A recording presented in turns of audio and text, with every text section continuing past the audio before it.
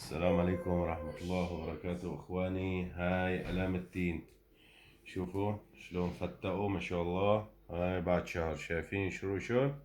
شوف الصلاة على النبي. ولا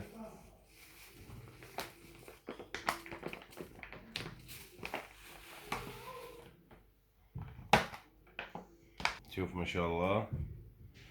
هاي علامتين هلا بنشيلهم وبنحطهم حتى يمكن نشرشوا بعدين بنزرعه بقصيص اكبر.